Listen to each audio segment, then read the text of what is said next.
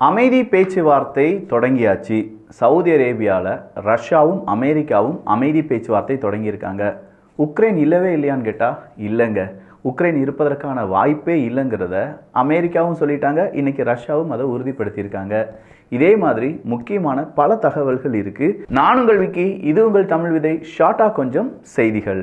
முதல் செய்தி என்ன அப்படின்னு பார்த்தீங்கன்னா, டெல்டா ஏர்லைன்ஸ் தான். கனடாவினுடைய டெல்டா ஏர்லைன்ஸ் இன்னைக்கு அதனுடைய பாதையிலிருந்து வழுக்கி அது அப்படியே தலைகீழாக விழுந்த ஒரு கோர விபத்து ஏற்பட்டது.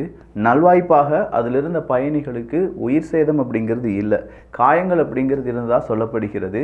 ஆனால் இப்படி ஒரு விபத்தை யாருமே எதிர்பார்க்கல. அதுலேயும் மிராக்கிள் அப்படின்னு சொல்கிறாங்க.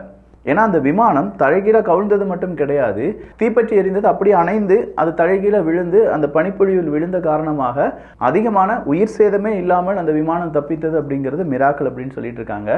ஆனால் இதே மாதிரியான விபத்துகள் வரும் காலத்தில் நடைபெறாமல் இருப்பதற்காக டெல்டா ஏர்லைன்ஸ் விமானங்கள் எல்லாமே இன்றைய ஒரு தினம் ரத்து செய்யப்பட்டது.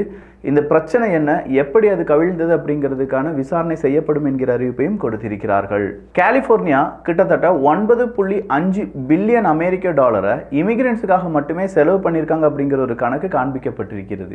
அப்போது இந்த கணக்கில் யார் யாருக்கு எந்த மாதிரியான ட்ரீட்மெண்ட் கொடுத்துருக்கீங்க, இல்லை அவங்களுக்கு எந்த மாதிரியான சலுகைகள் கொடுத்துருக்கீங்க அப்படின்னு கேட்டால் அதெல்லாம் தெரியாது. வந்தாங்க, இந்த மாதிரியான பணத்தை நாங்கள் செலவழித்தோம் அப்படின்னு சொல்லி மட்டும் கலிஃபோர்னியா கணக்கு எழுதி வச்சிருப்பதாகவும், இதே மாதிரியான ஃப்ராடு வேலைகள் அமெரிக்கா முழுவதுமாகவே நடந்து வருகிறது அப்படிங்கிற உண்மையும் போட்டு உடைச்சிருக்காரு டோஜ் கமிட்டியினுடைய தலைவர் எலன் மஸ்க் அவர்கள்.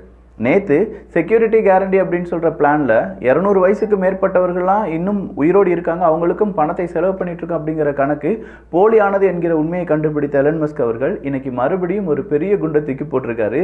இதனால் அமெரிக்காவில் பல நபர்கள், உண்மையிலேயே தப்பு செய்த நபர்கள் எல்லாருமே கொஞ்சம் பயத்துடன் இருக்கிறார்கள் என்று சொன்னால் மிகையல்ல. லெபனனை விட்டு இஸ்ரேல் வெளியேறுவதற்கான டெட்லைன் அப்படிங்கிறது எக்ஸ்பயர் ஆயிருச்சு. இதுக்கு மேலேயும் இஸ்ரேல் வெளியேறவில்லை என்றால் லெபனனுடைய ராணுவம் இஸ்ரேலின் மீது தாக்குதல் நடத்தும் அப்படின்னு சொல்லப்பட்ட இந்த தருணத்தில் இஸ்ரேல் என்ன செஞ்சிட்டாங்க, 5 முக்கியமான இடங்களிலிருந்து நாங்கள் வெளியேற மாட்டோம் அப்படின்னு சொன்னாங்க. அதற்கான பேச்சுவார்த்தை நடந்து வருவதாகவும், 2 நாடுகளுக்கு இடையே பிரச்சனை இல்லாமல் இது சுமூகமாக முடிப்பதற்கு ட்ரை பண்ணுறோம் என்கிற அறிவிப்பையும் வெளியிட்டிருக்கிறார்கள். நிப்பான் ஸ்டீலை பொறுத்த வரைக்கும் 100% அமெரிக்கா யுஎஸ் ஸ்டீல் அப்படிங்கிற அந்த நிறுவனத்தினுடைய ஒட்டுமொத்தமான பங்கும் வேண்டும். அதை விடுத்து இத்தனை % பங்குகளை மட்டும் வாங்கிக் கொள்ளுங்கள் அப்படிங்கிற அந்த பேச்சுக்கே இடமில்லை என்பதை நிப்பான் ஸ்டீல் உறுதிப்படுத்தியிருக்கிறார்கள். ஸோ ஜப்பானுடைய நிப்பான் ஸ்டீலும் அமெரிக்காவினுடைய யுஎஸ் ஸ்டீல்ஸுக்கும் இடையே நடக்க இந்த வியாபாரத்தை தடுத்து நிறுத்தினார் ஜோ பைடன் அவர்கள். திடீர்னு யுஎஸ் ஸ்டீல் வரலாறு தெரியுமா, யுஎஸ் ஸ்டீல் நமக்கு எவ்வளோ நன்மை செஞ்சிருக்கு தெரியுமா, அதனால நாங்கள் இதை ஜப்பானுக்கு விற்க விட மாட்டோம் அப்படின்னு சொன்னாங்க. இப்போ அதற்கான பேச்சுவார்த்தை நடந்து வருவதாகவும், கொடுத்தா 100% தாங்க, அப்படி இல்லைனா எங்களுக்கு வேண்டாம் என்கிற மாதிரி நிப்பான் ஸ்டீலினுடைய வார்த்தைகள் இருப்பதாகவும் சொல்லப்படுகிறது. ரீபில்டிங் ஆஃப் காசா, காசாவை ரீபில்ட் பண்ணுறது யார் அப்படிங்கிற ஒரு பெரும் கேள்வியில் இன்னைக்கு எகிப்தும் களமிறங்கி இருக்கிறார்கள். நாங்கள் காசாவை ரீபில்டு பண்ண போகிறோம், அதுக்கு முன்னாடி கவுண்டரிங் ட்ரம்ப் பிளான் அப்படிங்கிற ஒரு பிளானை ரெடி பண்ணிட்டு இருக்கோம் அப்படின்னு சொல்கிறாங்க. அதாவது ட்ரம்ப் அவர்களை நம்ம மனுஷனாவே பார்க்க வேண்டாம், அவருடைய கருத்துக்கள் எல்லாமே இங்கே கேட்க வேண்டாம், எப்படி காசாவை ரீபில்ட் பண்ணணும் அதை மட்டும் யோசிப்போம். அப்படி யோசித்தால் மட்டும்தான் நமக்கு உண்மையான காசாவை ரீபில்ட் பண்ண முடியும் அப்படிங்கிறது தான் இப்போது எகிப்து சொல்லியிருக்கக்கூடிய விஷயம். அப்போ இதே மாதிரி எல்லா நாடுகளும் ட்ரம்ப் அவர்கள் இல்லாட்டினாலும் அமெரிக்கா இல்லாவிட்டாலும் நாம் காசாவை ரீபில்டு பண்ணிடலாம் அப்படிங்கிற ஒரு முடிவுக்கு வந்தால் மட்டும்தான் காசாவுக்கு விடிவு காலம். அப்படி இல்லையா, இப்போ உக்ரைன் படுற பாடு இருக்குது பார்த்தீங்களா, அமெரிக்காவினுடைய நிலைப்பாடு உக்ரைனை விட்டு முழுவதுமாக நீங்கிவிட்டது. உக்ரைன் ரஷ்யா இவங்க 2 பேருடைய பேச்சுவார்த்தை நடத்தப்பட வேண்டியது ரஷ்யா அமெரிக்கா அப்படிங்கிற மாதிரி பேச்சுவார்த்தை மாறிவிட்டது என்கிற அந்த உண்மையையும் இப்போது உக்ரைன் சகித்து கொண்டு இருக்க வேண்டிய தருணமாக மாறிவிட்டது. ஸோ இதே மாதிரியான ஒரு நிலைமை நாளைக்கு காசாவுக்கும் இருக்குமா? ஏன்னா காசாவுக்குள்ள அமெரிக்காவினுடைய படையை நிறுத்துவதற்கு தயாராக இருக்கிறோம் அப்படின்னு சொல்லி டொனால்டு ட்ரம்ப் அவர்கள் சொன்னது அரபுலக நாடுகளிடையே ஒரு பெரும் கோபத்தை உருவாக்கியது என்பதும் குறிப்பிடத்தக்கது. இன்னைக்கு மேற்குலக நாடுகளுடைய சில ஊடகங்கள் அமெரிக்காவினுடைய எக்கானமி ரொம்ப நல்ல வலுவாக இருக்கு, ஆனால் அதே நேரத்தில் ரஷ்யாவினுடைய எக்கானமி அப்படிங்கிறது எப்போ வேணாலும் கொலாப்ஸ் ஆகி போகலாம், அதற்கு சாத்தியக்கூறுகள் இருக்கு அப்படிங்கிற செய்தியை வெளியிட்டிருக்கிறார்கள். ரஷ்யாவினுடைய நெகோசியேட்டர் இன்னைக்கு ஒரு வார்த்தையை சொல்லியிருக்காங்க, ஆல்ரெடி நாங்கள் அமெரிக்கா கூட பேச்சுவார்த்தை நடத்தியிருக்கோம், இது 2வது முறையாக தான் பேச்சுவார்த்தை நடத்துகிறோம் அப்படின்னு சொல்லி. பட் உலகத்துக்கு இதுதான் முதல் முறையாக நடைபெறக்கூடிய பேச்சுவார்த்தையாக இருந்தது என்றாலும் ரகசியமாக அமெரிக்காவும் ரஷ்யாவும் பேச்சுவார்த்தையில் ஈடுபட்டிருக்கிறார்களோ அப்படிங்கிற ஒரு டவுட்டை இப்போ ஏற்படுத்துது. சவுத் லெபனன் பக்கம் இருக்கக்கூடிய மனிதர்கள் இன்னைக்கு பல உண்மையை வெளியில சொல்லியிருக்காங்க. நாங்கள் எங்களுடைய ஃபர்னிச்சர் எல்லாத்தையுமே இழந்துட்டோம், எங்களுடைய வீடுகள் எல்லாத்தையுமே இழந்துட்டோம், எங்களுக்கான உதவிகளை செய்து கொடுத்தது அரசாங்கம் கிடையாது, ஹிஸ்புல்லா தான். ஹிஸ்புல்லாவினுடைய இந்த உதவியை நாங்கள் என்றைக்குமே மறக்க மாட்டோம் அப்படின்னு சொல்லியிருக்காங்க.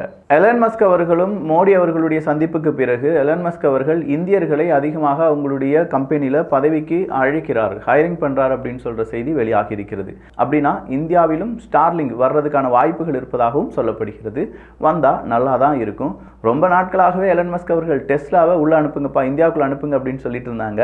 ஆல்ரெடி இப்போ அமெரிக்கா மற்றும் இந்தியாவிடையே ரெசிப்ரோக்கல் டாரிஃப் அப்படிங்கிற பிரச்சனைலாம் இருக்கிறதுனால கூடிய சீக்கிரம் டெஸ்லாவும் இந்தியாவுக்குள் வர்றதுக்கான வாய்ப்புகள் இருக்குது. மஹேந்திரா இப்போ மிகப்பெரிய அளவில் இவி செக்மெண்ட்டில் கோலாய்ச்சி நிற்கக்கூடிய இந்த நிலைமையில் டெஸ்லா உள்ளே வராங்க அப்படின்னா கண்டிப்பாக பெரும் போட்டியை நம்முடைய இந்திய வாகன செக்டாரில் பார்க்கலாம். எலன் மஸ்க் அவர்கள் இன்னைக்கு ஒரு ஏஐ சாட்போட் அப்படிங்கிறத, ஸ்கேரி ஏஐ சாட்போட் அப்படிங்கிறத இன்ட்ரடியூஸ் பண்ணியிருக்கிறார் என்பதும் குறிப்பிடத்தக்கது. 31 வயதான ஒரு டாக்டர் அவருடைய எடையை 14 தினங்களில் 25 கிலோகிராம் குறைத்து அவங்களுடைய கிளைண்ட்டுக்கு, பேஷண்ட்ஸ் இருப்பாங்கல்ல, அவங்களுக்கு ஒரு நம்பிக்கை ஊட்டும் விதமாக பாருங்க என்னால் முடியுது அப்படின்னு சொல்லியிருக்காங்க. இது நடந்தது சீனால. பட் எப்படி 14 தினங்களில் 25 கிலோ குறைத்தார் அப்படிங்கிறது பரம ரகசியம் அப்படின்னு சொல்றாரு. இஸ்ரேலினுடைய முக்கியமான ஒரு ஆஃபீஸர் சூசைட் பண்ணிக்கிட்டார் அப்படின்னும், ஒர்க் ப்ரெஷர் அப்படிங்கிறது இஸ்ரேல் சோல்ஜர்ஸ், ஆஃபீஸர்ஸ், கமாண்டர்ஸ் அப்படிங்கிறவங்க மத்தியில் மிகப்பெரிய அளவில் இருப்பதாகவும் சொல்லப்படுகிறது. இதே நிலைமை தான் உக்ரைனுடைய ராணுவ வீரர்களுக்கும் இருக்கிறது என்பதும் ரஷ்யாவினுடைய ராணுவ வீரர்களுக்கு இருக்கிறது என்பதும் குறிப்பிடத்தக்கது. ஏன்னா இப்போ நடக்கக்கூடிய யுத்தம் தொடர்ச்சியாக நடந்துட்டு இருக்கு. ஒரு வருடம் இப்போ இஸ்ரேல் ஹமாஸ் யுத்தத்தை எடுத்து பார்த்தோம்னா 15 மாதங்களாக நடந்துட்டு இருக்கு அப்படின்னு சொல்லி பார்த்தோம். ரஷ்யா உக்ரைன் போர் எடுத்து பார்த்தோம்னா கடந்த 2-3 வருடங்களாகவே நடந்து வருகிறது. இதனால் ஏற்படக்கூடிய பிரச்சனைகள் தான் மன அழுத்தமாக மாறுகிறது என்கிற தகவலையும் நாம் புரிந்து கொள்ள வேண்டும். IRGC-னுடைய கிரவுண்ட் ஃபோர்ஸ் லார்ஜஸ்ட் எவர் ஆபரேஷனல் எக்ஸசைஸ் அப்படிங்கிறத இன்று செய்கிறார்கள். ஃபேஸ் 1 ஃபேஸ் 2 அப்படிங்கிறத செய்ய போவதாக IRGC அறிவித்திருக்கிறது. இன்னைக்கு ஒரே தினத்தில் மட்டுமே காசா ஸ்ட்ரிப்புக்குள்ள 290 மனிதாபிமான அடிப்படையிலான உதவிகளுக்கான ட்ரக் அப்படிங்கிறது சென்றதாகவும், இதே மாதிரியான பல ட்ரக்குகள் தேவை என்பதும் இங்கே குறிப்பிடத்தக்கது. சோஷியல் செக்யூரிட்டியினுடைய ஆக்டிங் கமிஷனராக இருந்தவர் அவருடைய பதவியை ராஜினாமா செய்கிறாரு. ஏன்னா இந்த சோஷியல் செக்யூரிட்டிக்கு பல பிரச்சனைகளையும் ஊழல்களையும் நேற்று தான் எலன் மஸ்க் அவர்கள் வெளியில் கொண்டு வந்தார். அது ஒரு பேசு பொருளாக இருக்கிறதுனால என்னுடைய பதவியை ராஜினாமா செய்வதாக அறிவித்திருக்கிறார். ரஷ்யாவினுடைய சொவேரியன் வெல்த் சீஃப் என்ன சொல்லியிருக்காருன்னா, ட்ரம்ப் ரொம்பவே திறமையானவர், அவர் இந்த பிரச்சனைக்கான சொல்யூஷனை ஏற்படுத்தி விடுவார் அப்படிங்கிற நம்பிக்கையை கொடுத்திருக்கிறார். அமெரிக்காவினுடைய உக்ரைன் டீல் அப்படிங்கிறது வேர்ல்டு வார் 2 நடந்த டீல்களை விட ரொம்பவே மோசமானதாக இருக்கும் என்கிற அந்த கருத்து இப்போது பரவலாக பேசப்பட்டு வருகிறது. மிட் ஏர் கொலிஷன் அமெரிக்காவில் நடந்துச்சு பார்த்தீங்களா, அந்த மிட் ஏர் கொலிஷன், அதன் காரணமாக ஏகப்பட்ட கெட்ட பெயர் அமெரிக்காவுக்கு வந்திருப்பதாகவும், எனவே FWA ஒர்க்கர்ஸ் அப்படிங்கிறவங்க நிறைய பேரை இப்போது வீட்டுக்கு அனுப்பிவிட்டார் ட்ரம்ப் அப்படிங்கிற தகவலும் வெளியாகி இருக்கிறது. இந்தியா கத்தாரினுடைய பார்ட்னர்ஷிப் தொடர்ந்து முன்னேறி வருவதாகவும், டெக்னாலஜி, எனர்ஜி, சஸ்டைனபிலிட்டி இப்படின்னு சொல்ற பல செக்டார்ல 2 நாடுகளும் ஒன்றிணைந்து செயல்பட போவதாகவும் செய்திகள் வெளியாகி இருக்கின்றன. அதே மாதிரி ஈரானும் அசர்பைஜானும் அவங்களுடைய உறவுகளை மேம்படுத்த போவதாக தகவல்களை வெளியிட்டிருக்கிறார்கள். உகாண்டால HIV-க்கு எதிரான அந்த போர் அப்படிங்கிறது ரொம்ப சுணக்கம் அடைந்திருப்பதாகவும், காரணம் அமெரிக்காவினுடைய US எய்டு இப்போது முடக்கப்பட்டதுதான் என்பதும் வெளியாகி இருக்கக்கூடிய தகவல். அமெரிக்கா ஆப்பிரிக்காவில் இந்த US எய்டு அப்படிங்கிற பணத்தை வச்சு அவங்க HIV-க்கு மட்டும் கிடையாதுங்க, ஏகப்பட்ட விஷயங்கள் இதை வச்சு தான் செஞ்சுட்டு இருந்தாங்க. பட் ஒட்டுமொத்தமான US எய்டு நிப்பாட்டி இருப்பதால் நிறைய நல்ல விஷயங்களும் தடைப்பட்டிருக்கிறது, ஏகப்பட்ட கெட்ட விஷயங்களும் தடைப்பட்டிருக்கிறது. ரஷ்யாவுக்கு எதிரான பொருளாதார தடையை இன்னும் அதிகப்படுத்துவதற்கான வாய்ப்புகளை ஏற்படுத்த வேண்டும் அப்படின்னு சொல்லி ஜப்பான் கோரிக்கை வைத்திருக்கிறார்கள். ஸோ நிறைய செய்திகள், நிறைய இன்ஃபர்மேஷன் நீங்கள் தெரிந்து கொண்டிருப்பீர்கள். இதை பற்றிய உங்களுடைய கருத்துக்கள், உங்களுடைய கமெண்ட்ஸ் இங்கே வரவேற்கப்படுகின்றன. எல்லோரும் தமிழ் விதையில் இணைந்திருங்கள். நல்லதை பகிர்ந்து நல்ல சமுதாயத்தை உருவாக்குவோம். நன்றி, வணக்கம்.